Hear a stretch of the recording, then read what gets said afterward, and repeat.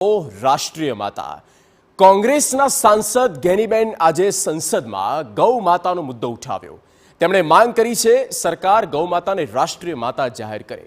આ સાથે ગૌ હત્યા પ્રતિબંધના કાયદાથી માંડીને તેમણે ગૌચરની જમીન વિશે વાત કરી। પશુની ખરીદી પરથી જીએસટી હટાવવાની અપીલ કરી। માંગ કરી કે કતલખાના તરફથી જે કોઈ રાજકીય પાર્ટી ફંડ મેળવે છે તેના પર નામ જાહેર કરવામાં આવે।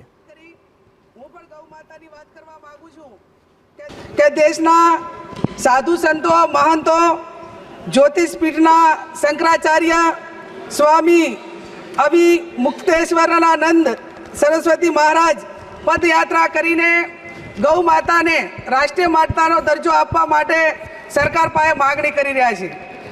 માનનીય અધ્યક્ષશ્રી, ગૌ માતાને રાષ્ટ્રીય માતાનો દરજ્જો મળે અને ગૌ વંશ ઉપર હત્યાનો પ્રતિબંધ આવતો કાયદો એ લોકસભામાં લાવવામાં આવે એવી હું માગણી કરું છું। ભારતમાં ચાલતા તમામ કતલખાનાઓમાં કઈ પાર્ટીએ કતલખાનાઓ પાસેથી કેટલું ફંડ લીધું તે નામ જાહેર કરવામાં આવે એવી પણ હું માગણી કરું છું।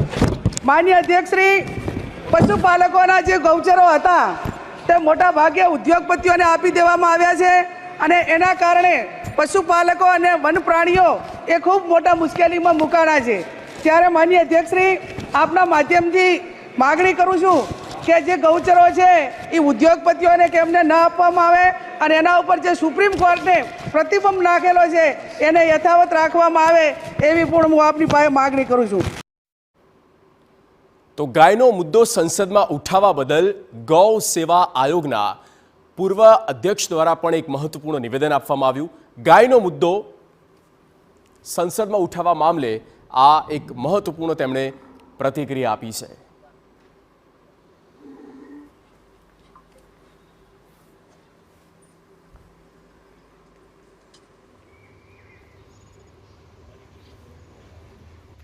આજે ગેનીબેનને હું અભિનંદન આપીશ કે એમણે હિંમત કરીને ગાયને રાષ્ટ્રમાતાનું યાની કે ગાયનું એક મૂલ્ય છે, એની જે મહાનતા છે, એની જે ઉપયોગિતા છે એને સંસદમાં મૂકીને એક સરકારે પણ હું તો કહીશ કે હવે આમાં બધા, કારણ કે આમાં કોઈ રાજકારણ ન ખેલાવવું જોઈએ।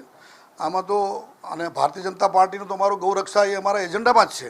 જેમ કાશ્મીર અમારો એજન્ડા, જેમ રામ મંદિર અમારો એજન્ડા, એ જ રીતે ગૌરક્ષા પણ એ અમારો એક એજન્ડા જ છે। અને એમાં જો બધા સાથે મળીને, હું તો કહું સર્વાનુમતે બધા ભેગા થઈને ગૌ હત્યા પ્રતિબંધનો કાનૂન જો સંસદ પસાર કરે તો એનાથી ઉત્તમ કામ કોઈ નહીં હોઈ શકે। સુરતના રત્ન કલાકાર